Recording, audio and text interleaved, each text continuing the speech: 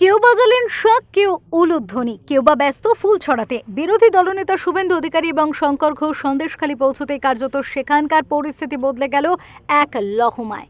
দলে দলে বেরিয়ে গ্রামের মহিলারা নিজেদের অভাব অভিযোগ যেমন জানালেন, তেমনি বরণ করে নিলেন বিরোধী দলনেতাকে।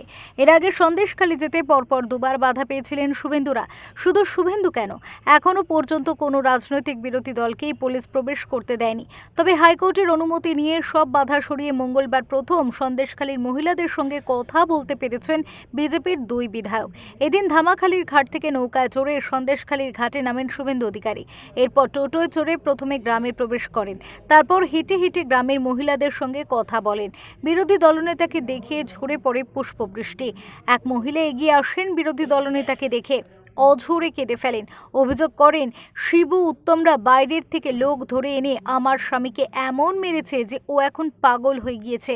এই কথা শুনে শুভেন্দু তার চিকিৎসা করানোর আশ্বাস দেন। ওই মহিলার চোখের জল মোছান শুভেন্দু, বলেন, আমার মা, কেঁদো না। একই সঙ্গে রব ওঠে শাহজাহানের গ্রেপ্তারির সেই আশ্বাসও দিলেন বিরোধী দলনেতা। সুকান্ত চট্টোপাধ্যায় ও অরিন্দম হরির রিপোর্ট, ওঙ্কার বাংলা।